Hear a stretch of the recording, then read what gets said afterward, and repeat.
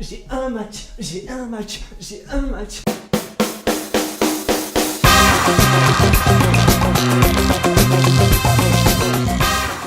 Bon, j'espère que vous allez bien, que vous avez la pêche, le sourire et que tout va bien pour vous. Aujourd'hui, on va parler des matchs sur Tinder et comment nous, les mecs, nous abordons le sujet. Ou du moins, ça sera plutôt comme moi je le pense. Après, je peux pas parler pour la généralité des mecs. On parlera de ce que pensent leurs femmes derrière leur téléphone. Alors attention, si tu es une fille et que tu regardes cette vidéo et que je me gourre totalement sur ce que je vais dire là tout à l'heure, tu peux m'écrire toi ta façon de penser ou comment tu aurais réagi face à certaines situations que je vais exposer tout à l'heure. Tu auras donc la possibilité de te défouler juste en bas. Mais bon, avant de t'acharner, tu vas me laisser finir ma vidéo, ok? Tout d'abord, parlons de vos réponses que vous m'avez données au sondage Instagram. Si tu es nouveau et que tu regardes cette vidéo, je t'invite à venir me rejoindre aussi sur mon réseau social préféré qui est Instagram. Rejoins la team FNDS et viens participer les prochaines fois. Je vous ai donc demandé si vous aviez déjà essayé un site de rencontre et vous m'avez répondu oui à 73%. Rien de franchement étonnant, quoi. Je vous ai demandé d'être honnête sur un certain point et vous l'avez franchement été, du moins j'espère. Je vous ai demandé si vous y alliez pour chercher du sérieux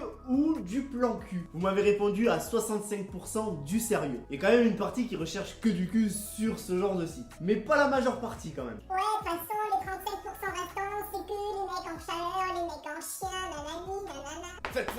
C'est pas du tout vrai, je suis pas du tout d'accord. Et je tiens à souligner que les 35% restants, ce n'étaient pas que des mecs. Puis comme on dit ici, chacun son cul quoi. Repartons donc sur une note un peu plus douce. Je vous ai demandé si vous aviez déjà trouvé l'amour sur Tinder, Lovoo, etc. sur un site de rencontre. Et vous m'avez répondu à 53% que oui. Moi perso, ça m'est jamais arrivé. Mais visiblement, ça marche pour certaines personnes, alors pourquoi pas? Bon, par contre, moi, ce que je trouve franchement marrant, c'est qu'il y a des profils. Tu les regardes et puis la première photo est pas mal. Puis tu tournes, et plus tu tournes, plus ça se dégrade. Et finalement pas du tout. Ah oui, il faut absolument débriefer sur quelque chose parce que ce n'est plus du tout possible. Les photos moitié visage, faut arrêter. À partir d'aujourd'hui, je bannis les photos moitié visage. T'imagines pas du tout ce qui se passe dans la tête de mec quand un mec voit une fille avec une moitié de visage. Elle cache quoi de l'autre côté du visage? Il lui manque un œil ou quoi? Elle a peut-être des pustules. Oh non, pas des pustules. On se pose 1000 questions, bordel. Mais qu'y a-t-il sur cette putain de moitié de face que je ne vois pas? En second, j'aimerais parler de certaines photos que vous faites, oui. Mesdemoiselles, il y a encore des femmes qui font des photos inacceptables. Les photos dans la salle de bain, là aussi, il faut arrêter. Les chiottes juste derrière, le maquillage qui a coulé partout dans le lavabo, les serviettes mal rangées, le tapis de douche qui est en train d'être essoré. Enfin voilà, ce genre de photos, il faut vraiment les bannir s'il vous plaît. Parce que ça nous montre à quel point...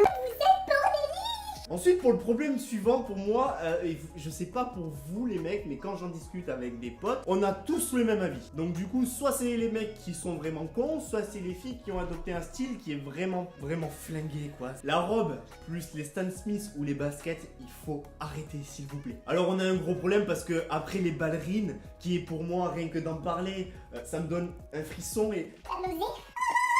Les filles ont arrêté de porter des talons beaucoup trop. Donc du coup, si tu veux adopter un style élégant, comme une robe par exemple, ne mettez pas des baskets juste avec, s'il vous plaît. Alors à un moment donné, faut choisir, soit t'es détente, soit t'es élégante, mais pas les deux à la fois. C'est pas parce que des stars l'ont fait que c'est forcément bien. Regardez Lady Gaga, elle a porté de la viande sur elle, c'était pas forcément chouette quoi. Surtout que la plupart, et ça me rend dingue que je vois avec des robes et des baskets, vos baskets, elles sont dégueulasses. Oui, au sens propre du terme, elles sont dégueulasses. Putain, mais franchement, c'est éliminatoire, sérieusement. Parlons maintenant du contenu de votre profil. Parce qu'il y a des filles, elles se permettent de marquer, et très souvent, et de plus en plus souvent... Un peu d'originalité, hein, mais salut, ça va, c'est bon, ça va 2 minutes, quoi.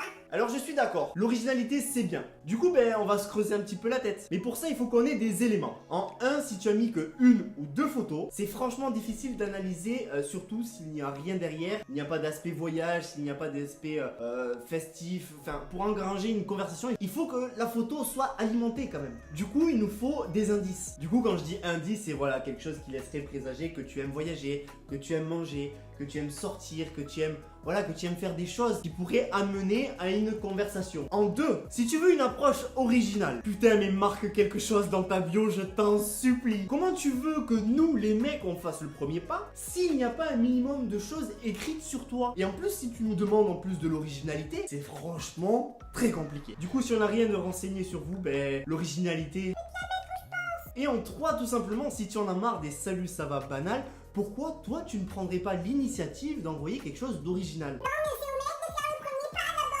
On est en 2018, vous avez voulu l'égalité, vous l'avez eu, alors maintenant c'est l'égalité. Donc si tu veux une approche originale, nous aussi. Débriefons sur quelque chose que les femmes te répondent souvent. Donc quand un mec va te poser la question « Que recherches-tu ?», qui arrive dans 99,9% des cas, la nana elle va te répondre qu'elle ne recherche pas de plan cul en tout premier lieu. Jusque là c'est correct. Puis après elle te dit « Mais je ne cherche pas aussi un copain actuellement. » Genre tu veux quoi en fait? Et là elle te répond « Juste passer le temps. » Tu passes le temps? Tu passes le temps? Si tu veux passer le temps, tout simplement, fais-toi les ongles, fais-toi faire un massage, va faire les boutiques, va voir des amis, passe le temps. Parce que qu'est-ce que tu n'as pas compris dans site de rencontre? C'est fait justement pour rencontrer des personnes et non pour passer le temps. Sinon, ça s'appellerait site pour passer le temps.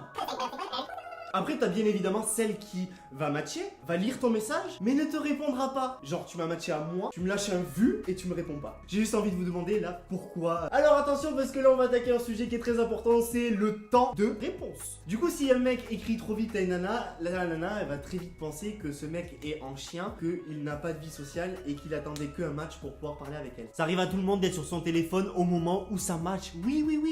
Par contre, à contrario, si tu mets trop de temps à répondre, elle va se dire ce mec se la pète, ce mec a 10 000 filles à qui parler. Celui-là c'est un beau gosse, il m'écrira peut-être que quand il aura plus de plan. On a aussi une vie et on ne peut pas tout le temps écrire à l'instant T. Du coup, il faut trouver le juste milieu quand même. En tout cas, je vous remercie tous d'avoir répondu à mes sondages. Si tu souhaites me rejoindre sur mes réseaux sociaux, ils vont s'afficher juste là. N'oublie pas de rejoindre la famille FNDS en t'abonnant à ma chaîne qui est juste en bas. Je vous dis à dimanche prochain, passez une bonne fin de week-end, je vous embrasse.